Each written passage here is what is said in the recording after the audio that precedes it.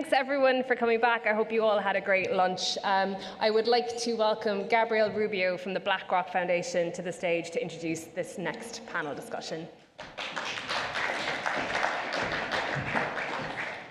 Thank you, Michelle. Hello, everyone. Good afternoon. Like Michelle said, my name is Gabriel Rubio, and I run the BlackRock Foundation here in Europe. The BlackRock Foundation oversees and funds philanthropic programs advancing economic security and financial well-being all over the world.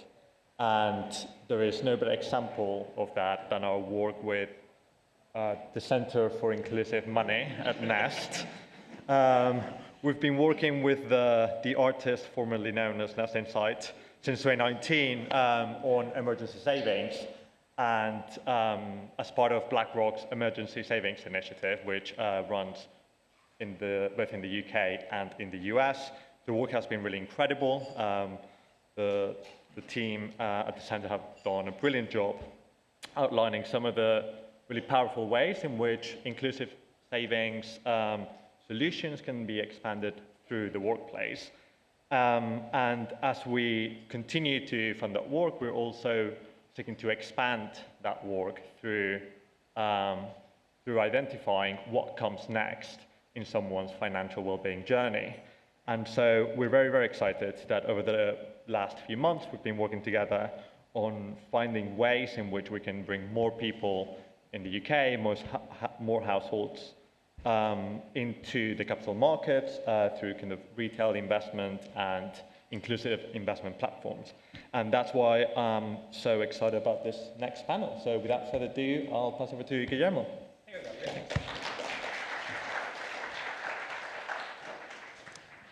Hi, everyone. I'm Guillermo Rodriguez-Guzman. I'm one of the associate directors here at the Center for Inclusive Money.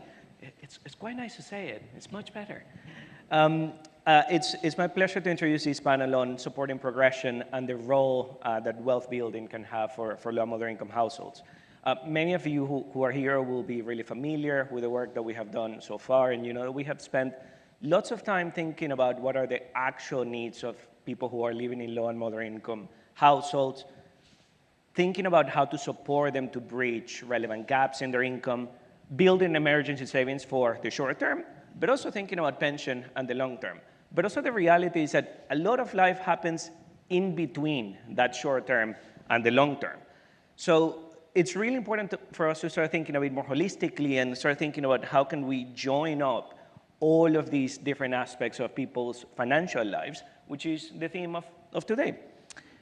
We know that financial security should be much more than just managing and coping and dealing with things that come to us on a daily basis.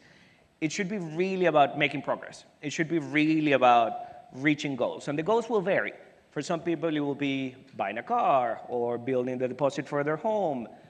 For many of them, will also be about supporting others. It will be about paying for someone's wedding, supporting someone to go into education, maybe starting a small business. And for absolutely everyone, it's about living much more fulfilling and satisfying lives.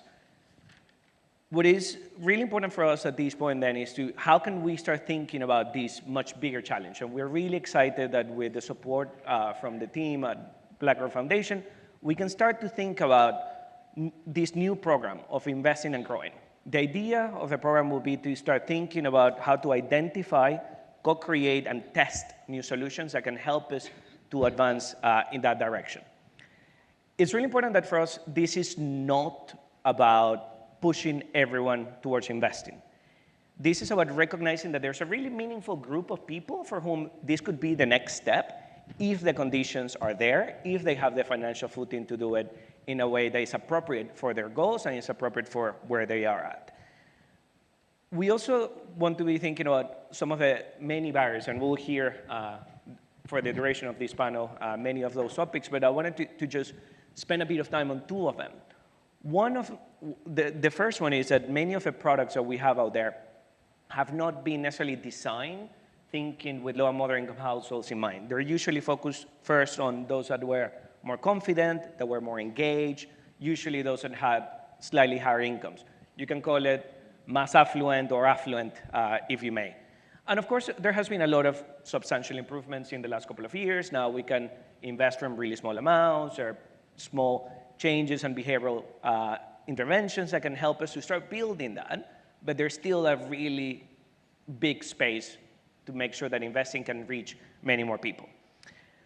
The important point here is that access is not just inclusion, and all of you will have the case studies that we have been mentioning throughout the day, and we feel that Richard is a really good example for these. He's someone that has the financial footing, the stability, the pensions, the income, to be actually thinking about many, many other goals. And the reality is that he's still facing a barrier. He's not able to decide what are the next steps that he should be taking. So I challenge the next hour for us to start thinking about how can we think about people like Richard, and how can we start addressing some of those problems. And the second one is an even broader problem. That is that for many people, investing is not even something that they think about. For many of them, it's not for people like me. So how can we really start addressing that much broader barrier feels really important. But as you know, at the Center for Inclusive Money, we're not people to dwell on the problem. We really want to be thinking about the solutions. How can we tackle this issue head on and come up with solutions that are practicable in real life? And the reality is that progress in this regard will need different aspects. It will require a really good understanding of people's needs, wants, and preferences, because that's how decisions are really made. It will need better understanding of products, how they're designed, how they're framed, how they're delivered, because that means that has implications on who's using them, but also on what are the outcomes that these people end up facing. It will require policy and regulation that will allow us to enable or constrain all of the solutions that are put forward. And finally, it will also require communities, employers, and many other intermediaries that allow us to make sure that people are thinking about investing, but also that they can reach the right types of people. So it's my pleasure to be introducing this panel. If I do my job right today, we should have a bit of time to discuss all of those different angles, and if not, please just come and have a chat with all of them, because I'm sure that they will have plenty to say. To start, we wanted to just share a bit more about what we have been learning over the last few months. So, Molly, do you want to start telling us a bit more about who's investing in low and moderate income households, and who are those that have potentially that financial footing to move forward? Sure, thanks, Guillermo. Yeah, so I was just going to provide a little bit of context before the panel discussion, drawing on some recent research that we published in a report called Beyond the Buffer. So just a bit of background. So much of our research has focused on helping those on low and moderate incomes build emergency savings and become more resilient to short-term shocks. But as Guillermo mentioned, financial security goes beyond simply just coping with unexpected costs and day-to-day pressures. It's also about building assets and be able to achieve long-term goals. So this program of work is really about what comes next after someone has built up an emergency savings buffer. And our overall objectives from this program of work is to understand how many low and moderate income households are already investing and how many more have the potential to do so, to explore the key barriers that are preventing people from investing, and then to identify and test some interventions that we think could help people in low and moderate income households to make their money work harder.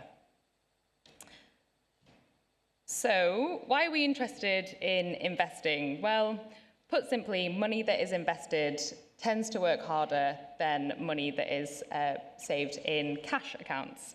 And that plays a really important role in helping people maintain the real value of their savings.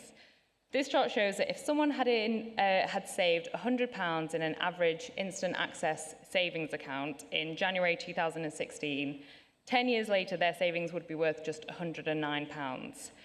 Instead, if they had chosen to invest in UK equities, such as the FTSE 100, they would have had £223 after 10 years.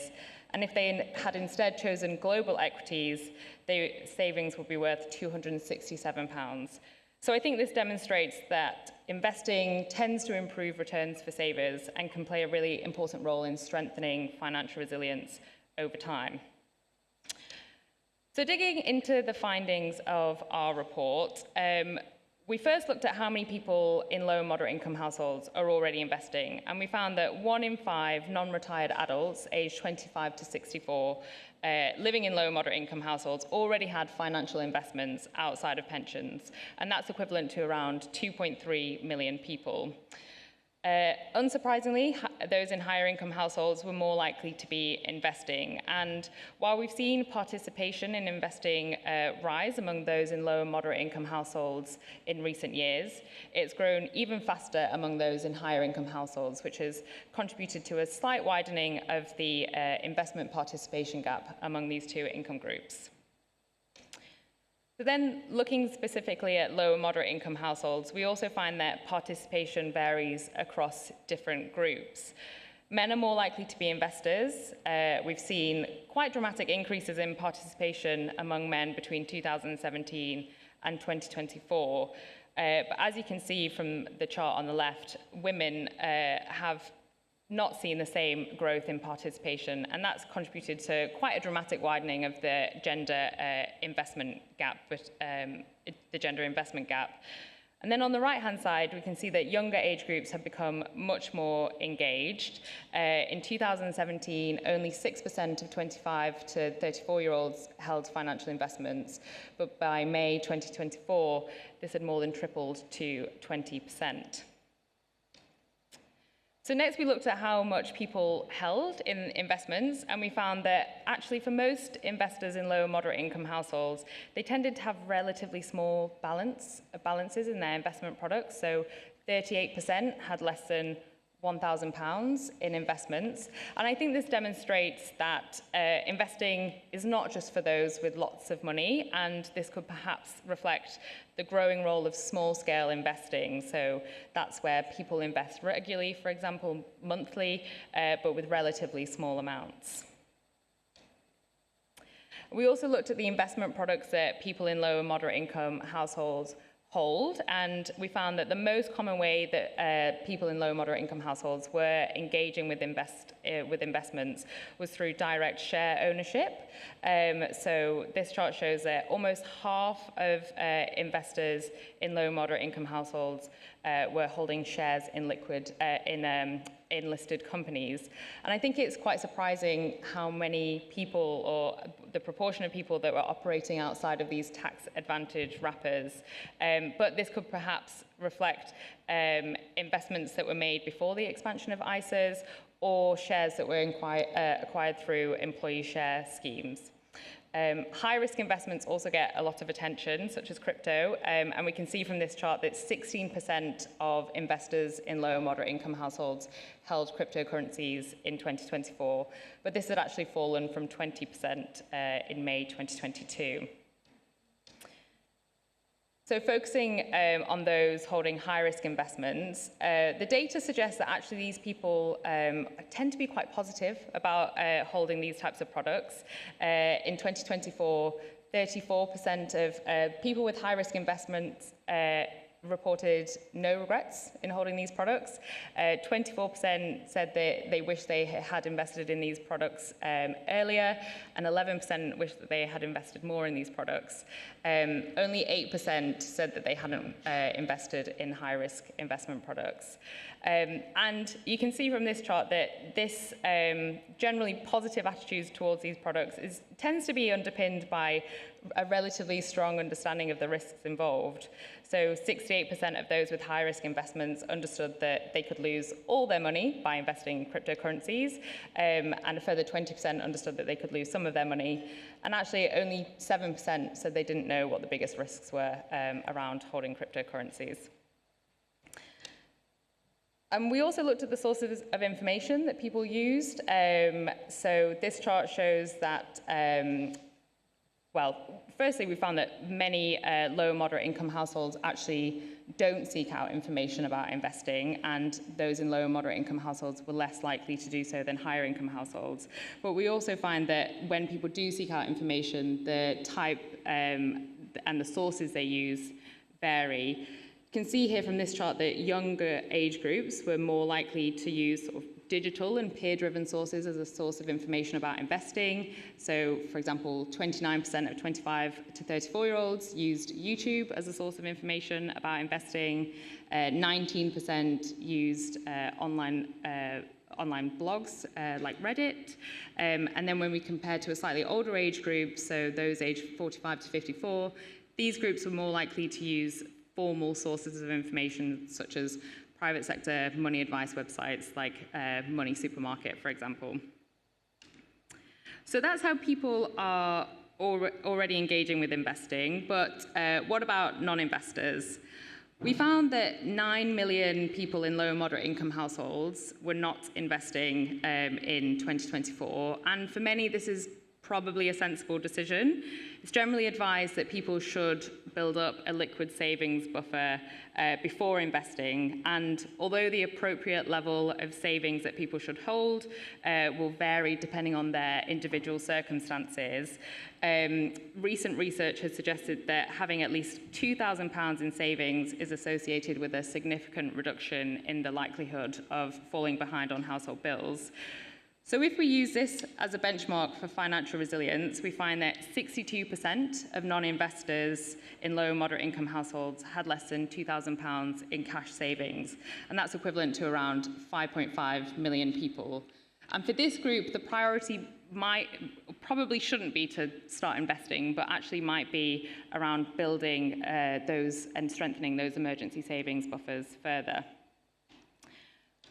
So how many more could be investing? Well, there's no defined point at which point people should begin investing, but there are some general rules of thumb that have been adopted by the industry, such as holding £10,000 in cash before investing, paying off debts, and being able to leave money invested for at least 5 years.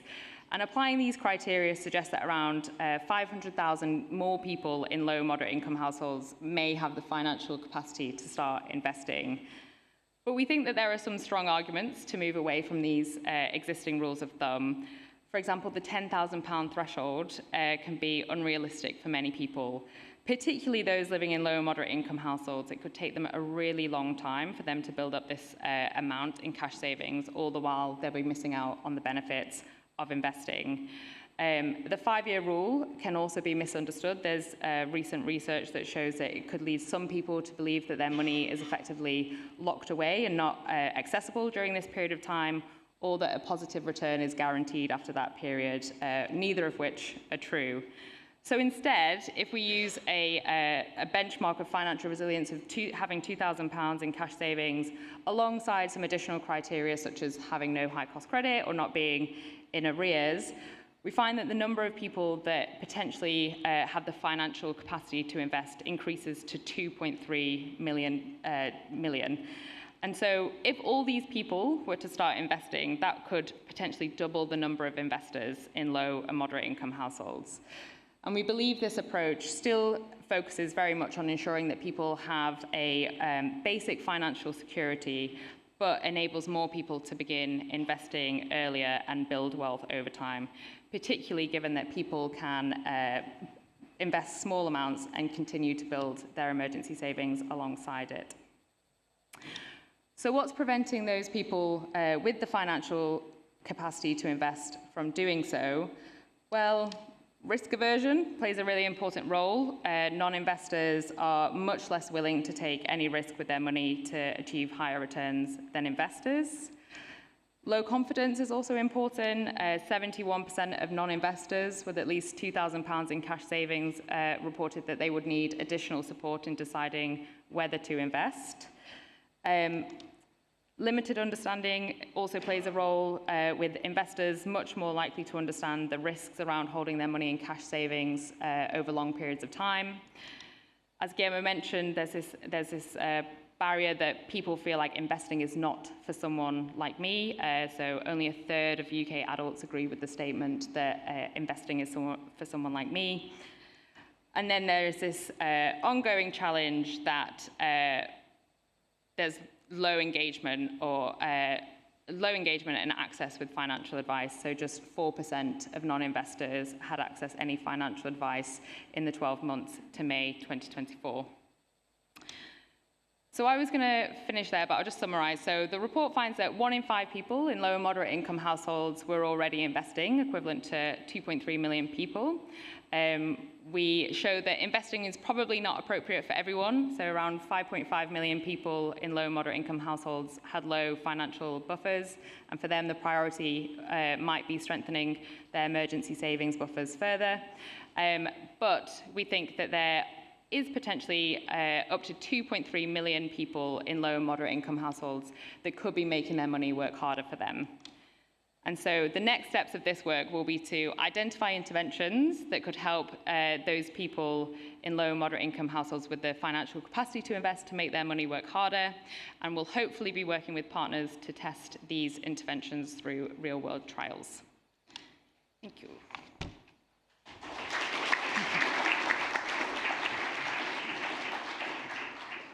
Thank you, Molly. Hopefully that provides a bit of the overview of the group that we're actually trying to support here.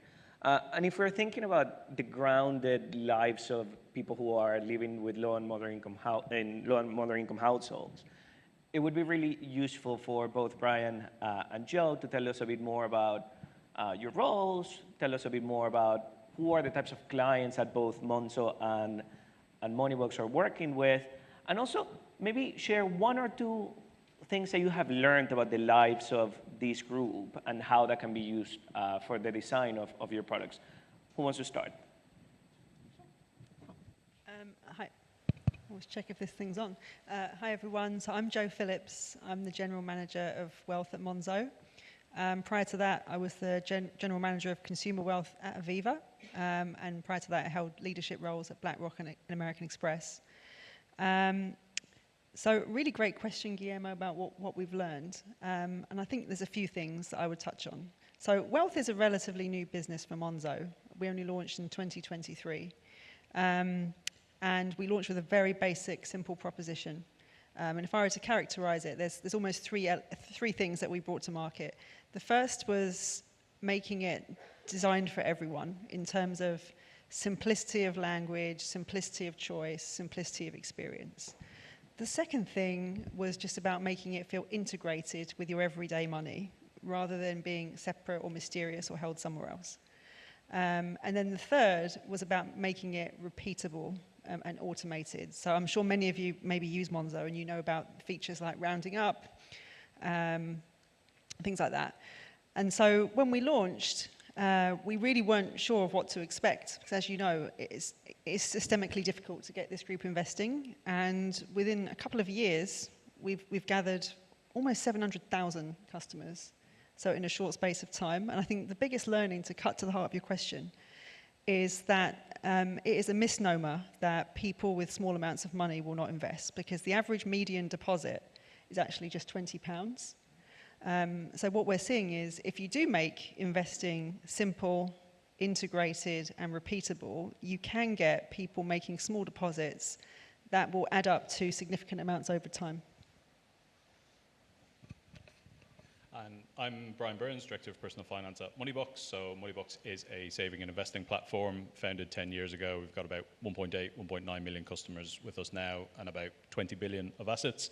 I'd echo a lot of what Joe has said. One of the first things that we brought to market was roundups back in 2016. The whole premise of Moneybox is breaking down barriers to investing. So roundups, getting started from as little as £1.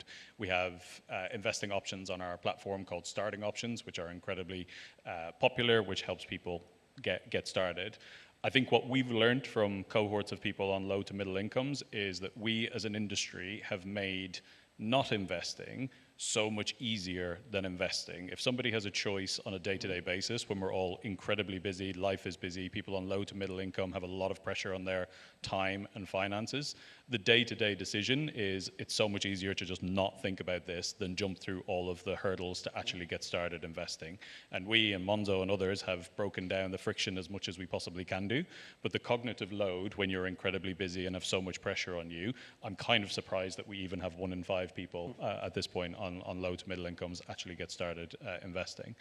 The other thing that we've learned is we've made the risk of investing incredibly visible. So all of the stuff about kind of risk warnings, capital at loss, all of that sort of stuff, If the market does fall, it's on the front page of newspapers, of crashes, routes, all of that sort of stuff.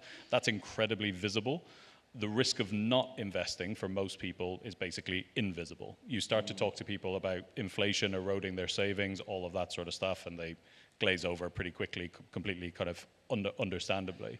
So those are the things that over the next while we need to flip on its head and make investing the easy default for people. And that's why things like workplace savings, for example, we're incredibly passionate about, because it just makes it easy, makes it for people like you. So those are some of the things that we've learned about these cohorts. That's really useful. And I think that foundational insight that people have really busy lives, and we need to make it as simple as possible, and we need to find mechanisms to reach them where they are absolutely fundamental for how we design, not only for wealth, but also for all of the other products that we might be thinking about. Of course, both Monzo and Moneybox have been doing lots of work to try to tackle some of these challenges and many other challenges to open up investing to many more people. So a question in two parts. Maybe tell us a bit more about what are some of those innovations that you have put in place that you see are making a difference, but also what are some of the potential opportunities ahead? What are the things that we haven't tested yet that could potentially lead to more people in these groups investing? Taking turns. Cool. So the access stuff does matter. You put it quite correctly at the start that access is not the same as inclusion, but things like breaking down the barriers, making it easy for people to get started, that sort of stuff does matter. It is much, much easier to get started investing now than it was kind of 10 or 15 years ago, when investing was basically the preserve of the wealthy. So anyone in this room can open up an investing account within the next 5 to 10 minutes and pretty much invest in any asset class kind of under the sun. So the access is not the issue. Democratization is not the issue. What comes next is the support, the guidance, and the advice, and hand-holding people. So I was a financial advisor for 10 years before joining Moneybox, kind of held the hand and made personal recommendations of getting lots and lots and lots of people investing. As Molly showed, what was it, 4% of people on low to middle income have access to financial advice? Like that just has to change. And thankfully, the technology is helping us here. And Dara mentioned the AI point, which I'm sure we'll come on to because you can't not talk about it these days. But the idea of more and more people having access to regulated financial advice, that is what makes the difference, because, as I say, the democratization has happened almost too well, because the choice out there of different investing platforms, assets like that is quite baffling for people who are incredibly busy. So having some sort of service out there that personalizes things and said, look, this is the right thing for you to do in this circumstance, I think that's the next issue that we all have to tackle. Yeah, so I mean, I would build on that because it links nicely to, I guess, one of Monzo's most recent innovations, which was delivering targeted support. I think we're probably one of the first big banks to actually go to market. It's still really early days for us, and our main use case is around nudging people from savings into investing. So if we see you have a balance over £5,000 and you meet certain criteria, we nudge you into investing. And again, early days, but we are seeing a definite correlation between our two groups, control versus the investors, that people who get the message are more likely to invest. So that's one innovation. I think the second one is really around education. We have 15 million customers, it's almost a quarter of the population. And believe it or not, 58% of our customers have completed a financial education lesson within the Monzo app because we've made it really simple and bite-sized. And I think the only other thing I'd say, you asked about opportunity, and I think the opportunity for us to meet people where they are is, how do we do more to really reach people through social media in an authentic way? Because you had a stat in there, Molly, around 27% of people look to family and friends for advice, 29% go to YouTube. There's a clear, people want to see, are people like me doing this? I get it all the time at the school gates. Whenever people find out I work for Monzo, they ask me, like, oh, should I give this a go, or is it too risky? So I think for Monzo, we're thinking about who are the community voices that we could partner with? Where should we show up with them in an authentic, incredible way? Because people don't want to hear from the bank. They don't want to hear from people like us. They want to hear from people like them. So that's very much on our radar. It's really interesting that both of you come at this point from a slightly different angle, but I think it's about how can we create mechanisms to actually show people that investing can be for them, and that it doesn't need to be as complicated as everyone thinks that it has to be. One of the innovations that we're really interested in thinking about the role that AI can play is about how can we reduce the costs of advice, but at the same time make sure that it's happening with some human element that creates that boundary, that creates that relationship. But most importantly, I think that we need to find mechanisms where we connect to people in the community, in the places where they are, in the places where they have trust and they feel familiar and comfortable, so they can have those conversations. So thinking about that much broader question of how can we make people think about investing, that this is for people like them, what can we do in that space? So I mentioned partnerships. I think that's one thing. Thinking about almost the non-traditional partnerships, how can you work within local communities? So one thing that we trialed at Monzo was we actually got real customers on video. We did a video series called Double Take, which we put on YouTube. So we had one where it was centered on women. We had one where it was focused on students. We had one where it was intergenerational, an older person and a younger person. So I think there are things like that that can be explored. I think the other thing is just really thinking about marketing and communications and how can you really simplify the message to its essence. I still think a lot of financial marketing is very, very jargon heavy. And that's obviously partly due to the controls that we have to go through to get promotions to market. But I think there's a real opportunity to simplify. Brian, you were speaking about how the way that we present risk is a key challenge. So maybe you can speak to that as well.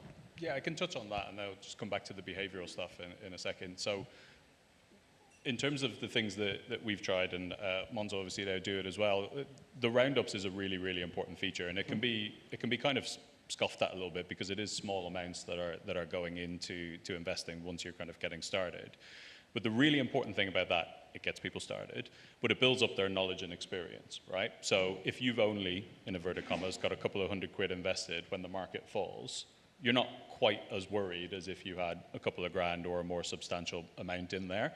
And it really helps people build up that knowledge and experience because most people have a huge over-perception, don't think that's a word, but over-perception of risk. Again, I saw this when I was a financial advisor, and you talk to people who might be putting £10,000 into a stocks and shares ISA, and you say to them, what do you think happens if the market falls? What do you think happens to that £10,000? And they think it goes down to £5,000 or it goes completely down to zero. And you go through that education point, and you're like, well, look, if we've got a bad month, that £10,000 probably goes down to 9,500. If it goes well, it probably goes up to 10,200, whatever it might be. And you start talking to them like these are the actual kind of boundaries of risk. And the things with roundups, that gives people that knowledge and experience before they may have the opportunity to put substantial amounts of capital into the market. It's so much easier to switch on roundups than suddenly invest £1,000 when you've never invested before. One of the things that we're really curious about is whether roundups can really lead to a much higher level of investment down the road. So I feel that's potentially something to explore a bit further. I want to move us on, and you have a handful of regulators and policymakers here in the room. And I'm quite curious to hear about what are some of the things that they can do to facilitate innovation, particularly to make sure that these services and products are better suited for low and moderate income households. Are there any barriers that you currently have, and are there things that they can do to remove them? Sure. I think one area that we're really interested in is how do you democratize what someone's net worth is? Because people have their money in different places. How can you really help them get clarity? Because with clarity comes confidence. So I think the main ask for us would be if there were a kind of mandated open finance framework where you're bringing together all these different data sets, inclusive of mortgages and credit, if you could bring all that into one place to help companies innovate more rapidly, I think we could reach people and create that clarity and confidence more quickly. I think from our side, I have a very strong belief that this is not a product problem. Like, we don't need more products, we don't need more ISAs, we don't need more rules. This is a behavioral issue that we need to solve, and it's a advice, guidance, and support issue. I think we need to look at the stuff that's worked over the last kind of 10 or 15 years. So if we look at auto-enrollment, for example, that has been an incredible success because it just happens behind the scenes. People are automatically enrolled. It's much harder to opt out than it is to just kind of leave it go. The other incredibly popular product, if you look at premium bonds, for example, like pretty much objectively not a great investment if you look at the average return, but people love it because of the prize element, and they're incredibly popular. If you look at it from our side, we have the lifetime ISA, the much maligned lifetime ISA, but not maligned by the people that use it. They absolutely love it. It's more popular than John Lewis when you look at Net Promoter Score. They absolutely love it. Why do they love it? Because they get a bonus into their account every single month. You start talking to people about pensions tax relief, and again, their eyes glaze over. Here's the tax that you would not have paid. It's like, okay, cool, whatever. Here's a 25% bonus into your account on a monthly basis. They log into the app, they top up, they engage with their finances. It gets them into incredible habits for life that stick with them after they purchase a house with the lifetime ISA. So let's have a look at the behavioral stuff that has worked, and let's replicate that across emergency savings and investing. I think there are fascinating opportunities ahead, and I think we have been mentioning a handful of them so far that are about how can we lower the barriers to advise, how can we make sure that we're actually reaching people in the community, how can we make the best use of all of these behavioral tricks and things that we have in the toolbox. But at the same time, I think that there is much more work that can be done to make sure that people really feel that investing is something that can be done. And a lot of that has to be about making sure that we are in a system that feels a bit more joined up, where all of these are not simply silos and are not simply things that we need to be thinking about separately. I think as a theme of the day of joining up, I think that it's really important that we don't think just about that short term and the long term, but also all of that life that happens in between. At this point, I'm sure that you will have a handful of questions for the panelists. So shall we have maybe 1 or 2 questions from the floor first?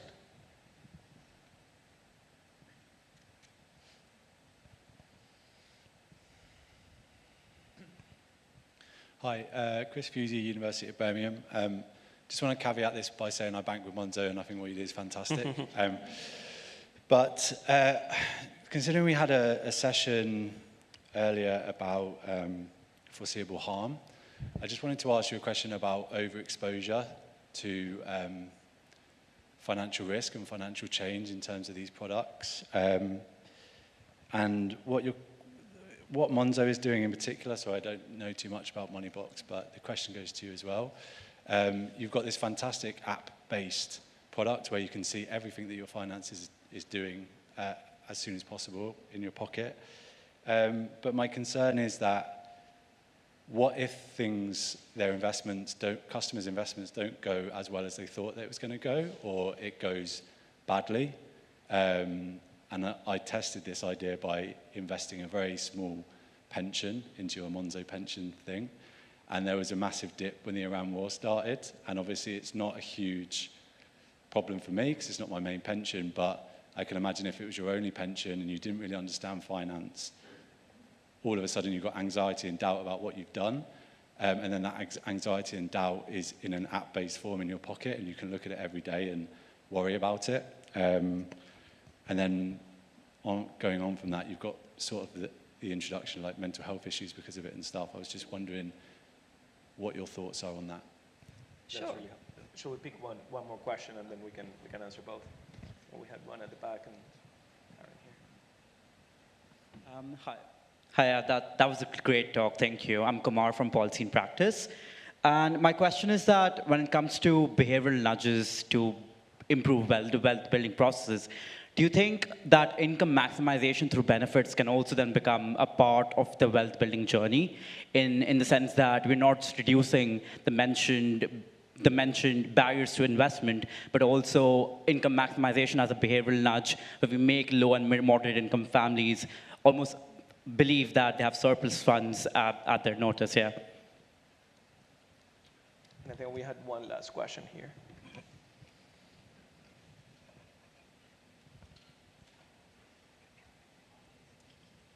Hi, Karen Andres from the Aspen Institute in the US, and I think I have the opposite question from the first one that was asked. Yeah. As an American, I'm shocked by the recommendation that there's a 10,000 pound buffer built prior to investing. I can't think of a single American who would ever do that. People who've gotten wealthy in the stock market. And I'm just wondering, is that is that real in practice? Is that £10,000? Would advisors stop someone here from investing because they didn't have a £10,000 buffer first? We have an advisor here. Yeah. I'll answer that one. So is that real? Absolutely. Yeah. Is it changing slowly? Yes, it is. I think the more common rule of thumb that you get from a financial education and financial guidance perspective is that you should have 3 to 6 months worth of expenditure before you start investing. But that is massively, massively outdated in my view, because if you say to somebody on low to middle income, okay, you've got to have 10 grand, for example, before you start, they're just like, well, I'm never going to start. Our research actually shows that people think they need £27,000 in cash before they get started investing. So this is one of the major barriers, and it's where we as an industry have to be more flexible. And I keep coming back to things like roundups or getting invested from £1. So if you don't have an emergency fund, for example, that should be your priority to build that up, or paying off high interest debt.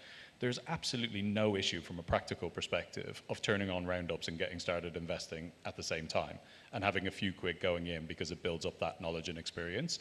So we've got to move away from these draconian rules of thumb that you have to have this amount before you get started, because as you say, that definitely doesn't happen in America. And again, it's amazing that we get some people started when that's the messaging that we give them.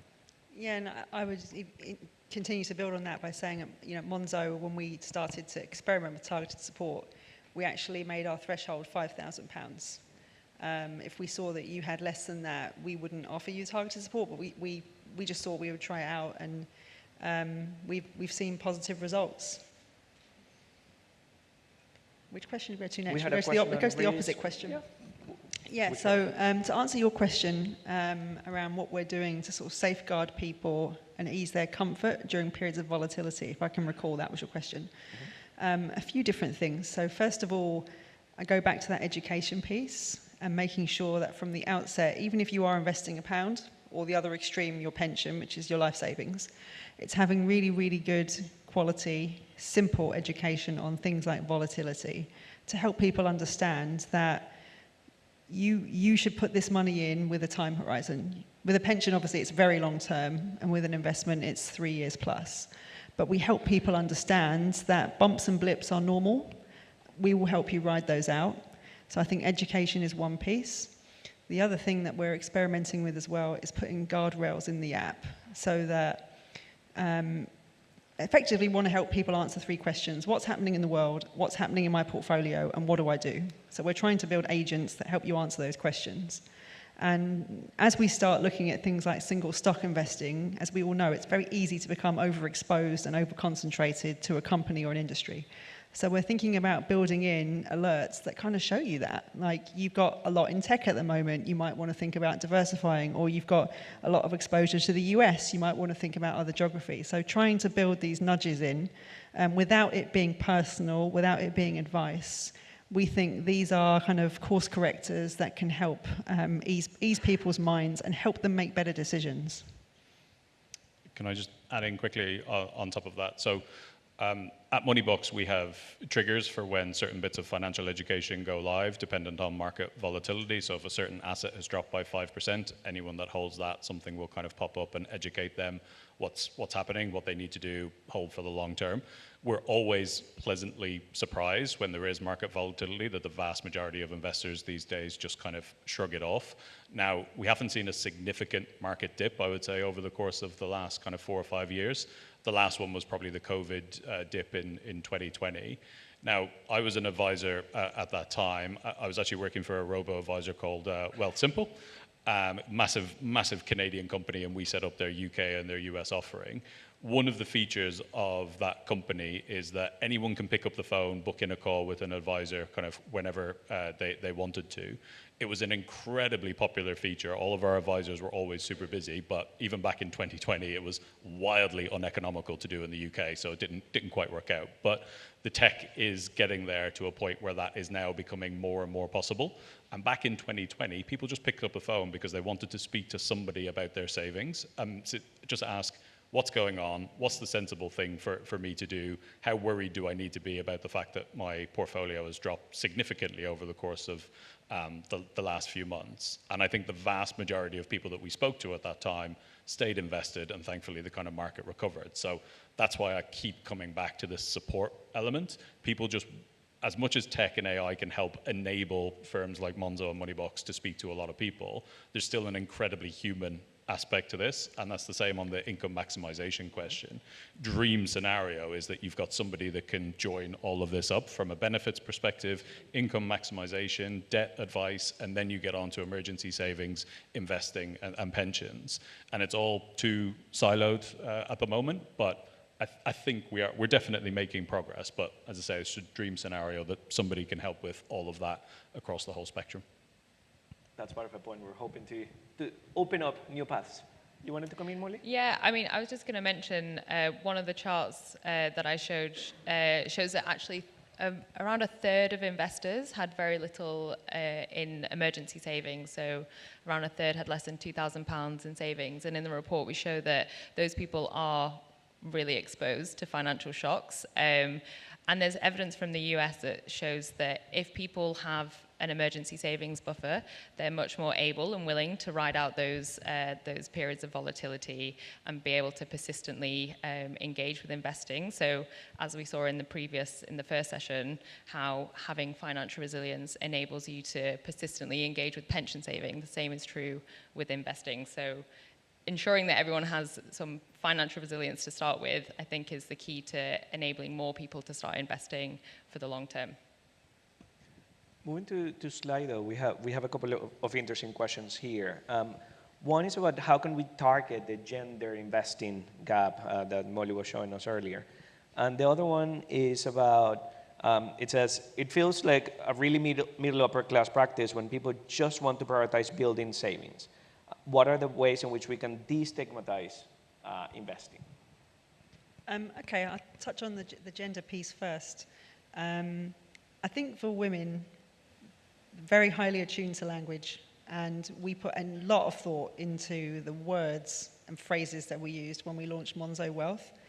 And it's just trying to eliminate all of the typical words that we use, like volatility, like portfolio, like liquidity, and just using simple words. We actually have a rule that we try and aim for a reading age of 9. And that's not to say we're dumbing it down, but we're trying to just really, really concentrate on the essence of what we're trying to say. And that worked, because when Monzo launched Wealth, 45% of the customers in the first year were women. So I think there is the power of language. I don't know if you would have anything else to add on the gender gap. I think all of the evidence shows that women are better investors than men. That all of that is out there. They react less to market ups and downs, tweak their portfolios less, but it does take more for women to get started investing. So it's absolutely not a capability side of things. It's very much a confidence perspective to get started. Echo everything that you've said on the words that we use is incredibly important. Our research shows that millennial women on average have about £50,000 in their pension compared to millennial men who have £85,000. So this gap starts really, really early, and as we all know, compound interest just accentuates that through life. So it's a massive problem, and not one that I think we as an industry are doing a particularly great job on at the moment. The other question was about, are there ways in which we can reduce the stigma associated with investing? The person that wrote the question suggested that it was a really upper middle class way of thinking that they wanted to save. Yeah, so I would return to the point around making it feel integrated. So if any of you use Monzo, you'll know that we have kind of 2 tabs. There's like the overview tab, which is where your current account is, and we have something called the grow tab, where we have deliberately put savings and investing side by side. Like when you make investing feel as native as your everyday money management, for us, that's how we think we can break down the stigma, rather than, oh, I've got my bank over here and I've got to figure out another app to download over there, and these apps aren't familiar to me, these names aren't familiar to me. That's kind of our route, but I'm sure there are others. Sorry to keep coming back to the advice thing, but spoken like a true advisor. Well, what else is an upper and middle class thing is access to financial advice. And again, you look over at the States, for example, it's always compared of how many people in the States own stocks compared to how many people own stocks in the UK.